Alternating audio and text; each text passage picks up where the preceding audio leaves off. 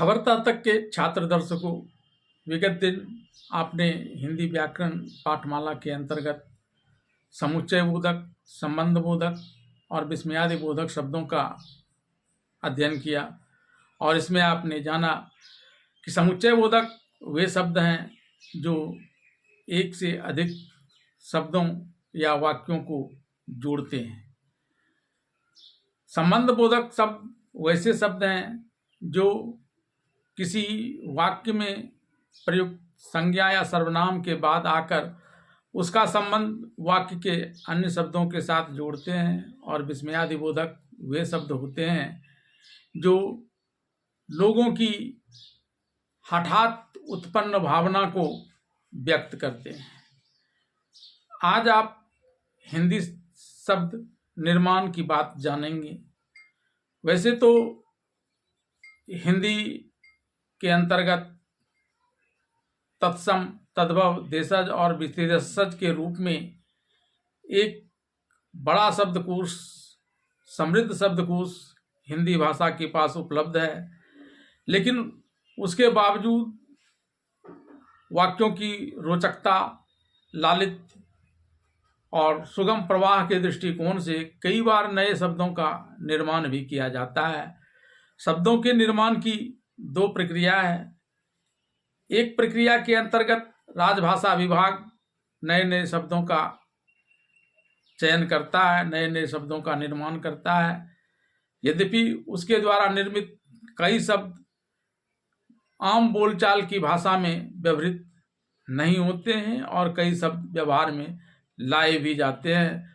उदाहरण के तौर पर रेलवे स्टेशन को धूम्रशकट विश्रामालय कहा जाता है, जिसे लोग नाम मात्र को ही उपयोग करते हैं, जबकि वहीं पुलिस सुपरिटेंडेंट के लिए पहले बनाए गए आरक्षी अधीक्षक शब्दों का कम उपयोग होता देख जब बाद में इसे राजभाषा विभाग ने पुलिस अधीक्षक शब्द में बदल दिया तो लोग इसका उपयोग अपने व्यवहार के लिए किया करते हैं।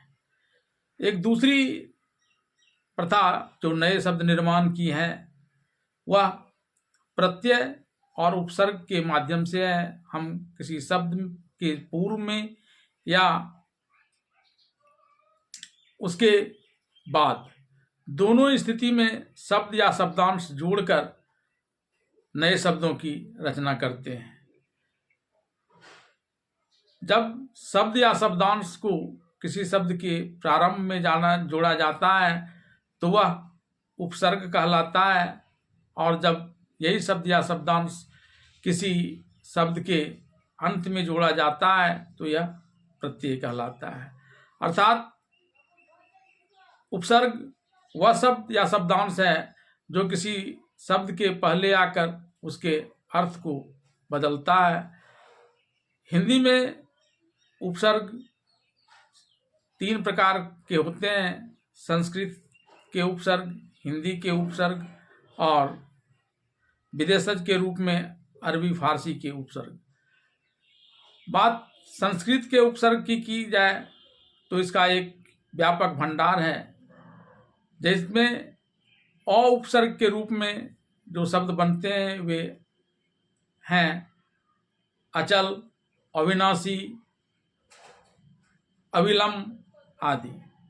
वहीं दूसरे संस्कृत के उपसर्ग सु से सुपुत्र, सुयश, सुयोग्य जैसे शब्द बनते हैं। बात हिंदी के उपसर्ग की जाए तो इसके अंतर्गत अध शब्द से अधजला, अधपका, अधखिला जैसे शब्दों की रचना होती है। तो अन जैसे उपसर्ग से अनब्याही, अनबिका, अनभल जैसे शब्दों का निर्माण होता है। और अरबी तथा फारसी के शब्दों की बात करें, उपसर्ग के रूप में प्रयुक्त होने वाले शब्द खुश से खुशमिजाज, खुशकिस्मत, खुशपल आदि शब्द का निर्माण होता है। तो वहीं हर से हर क्षण, हर वक्त, हरदम जैसे शब्दों का निर्माण होता है। बात प्रत्यय की जाए तो प्रत्यय वे शब्द या शब्दांश हैं जो किसी शब्द के अंत में लगकर इसके अर्थ में परिवर्तन करता है, और यह भी उपसर्ग की तरह ही 3 प्रकार के होते हैं: संस्कृत के प्रत्यय, हिंदी के प्रत्यय और विदेशज के रूप में अरबी और फारसी के प्रत्यय। बात संस्कृत के प्रत्यय की जाए तो इसका प्रत्यय अक से रक्षक, भक्षक, लेखक, पाठक जैसे शब्द का निर्माण किया जाता है। उसी प्रकार से संस्कृत के प्रत्यय इका से गायिका, पाठिका, लेखिका जैसे शब्द का निर्माण किया जाता है।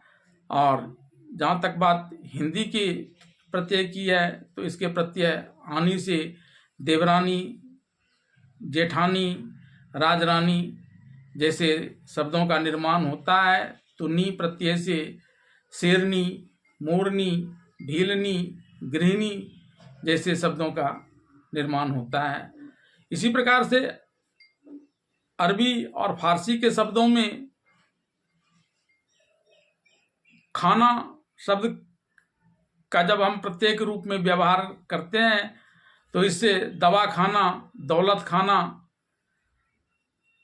आदि शब्दों का निर्माण होता है। और इसके दूसरे प्रत्यय बंद की बात करें तो इससे हथियार बंद, सील बंद, मुहर बंद, बख्तर बंद जैसे कई शब्दों का निर्माण होता है। इसके अलावे उपसर्ग और प्रत्यय, इसका एक बड़ा और समृद्ध भंडार हमारे हिंदी व्याकरण में है, जिसमें से कुछ की चर्चा टेक्स्ट फॉर्म में इसके अंत में आपको मिल जाएगी। आज इतना ही। अगले दिन तक के लिए खुश रहें, मेहनत कर पढ़ाई करें।